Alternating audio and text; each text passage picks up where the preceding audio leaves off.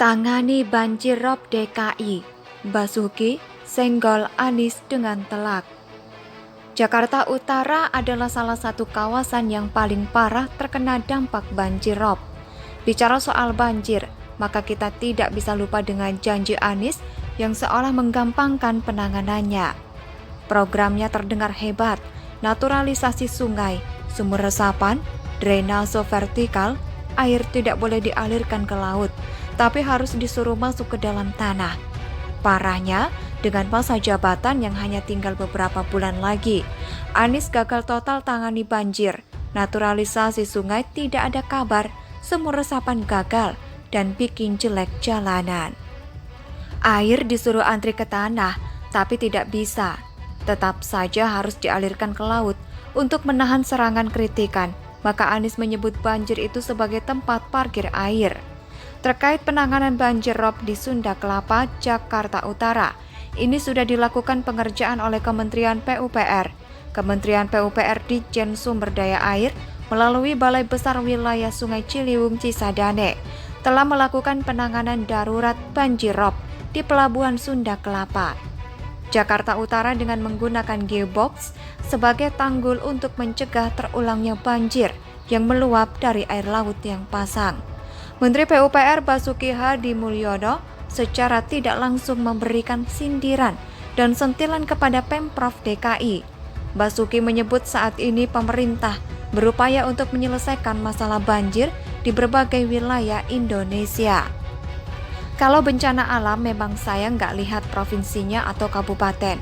Seperti rob di Sunda Kelapa itu harusnya tugas DKI, tapi saya tangani itu Pak, kata dia. Jakarta merupakan ibu kota negara, jadi semua pihak bertanggung jawab. Anies kerjanya apa dong kalau begitu? Ya tidak ada, karena selama ini program atasi banjir hanya sampul luar yang kelihatan cantik dan menarik, tapi isi di dalamnya kosong melompong. Miris ya mendengar ucapan Pak Basuki, seolah DKI Jakarta tidak punya pemimpin dan berjalan sendiri secara autopilot. Ada masalah besar dan urgen, terpaksa pemerintah pusat yang turun tangan. Dalam beberapa kesempatan, Anies sering angkat tangan dan meminta bantuan pusat. Sebenarnya itu adalah bentuk kemalasan dalam menyelesaikan masalah. Mau enaknya saja dan terima bersih. Kabur dari masalah, tapi doyan penghargaan. Selama ini Anies hanya tebar pesona dengan narasi dan kalimat-kalimat yang sangat menggugah kesadaran dan nalar. Dia ini orang terulung, jago memilih kata-kata yang manis untuk memainkan emosi publik. Coba tonton deh video usai Formula E sukses. Narasinya sangat bombastis, seolah dia sudah menyelamatkan muka seluruh Indonesia, seolah Indonesia berhasil berkat dia. Banjir yang sangat penting untuk diatasi, tapi dianggap tidak serius. Maklum saja, Anies lebih mementingkan JIS dan Formula E. Komitmen fee yang sebesar 560 miliar rupiah sangat keterlaluan banyaknya. Padahal itu sudah lebih dari cukup untuk program penanganan banjir. Pak Basuki sepertinya ingin menyentil secara halus, harusnya tampar saja dengan telak, biar tersentak dan terkejut. Gubernurnya sibuk koleksi dan hitung piagam penghargaan. Dia juga sibuk membanggakan WTP dari BPK. Mungkin juga dia sedang terlena dengan pujian terkait suksesnya penyelenggaraan Formula E. Jangan lupa, dulu sewaktu normalisasi sungai mau dilanjutkan, tapi terkendala pembebasan lahan.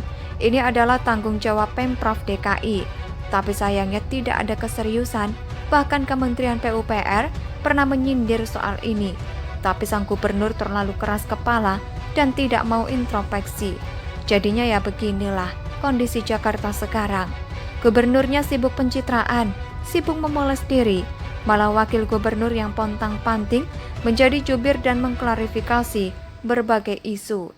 Beberapa waktu lalu Wagub DKI pernah meminta kepada warga untuk menggunakan tumpukan karung pasir dan batu untuk menghadang limpahan air laut yang meluap sambil menunggu tanggul raksasa siap. Artikel ini ditulis oleh Xhardi di siwar.com. Bagaimana menurut pendapat Anda? Silakan tulis pendapat Anda di kolom komentar.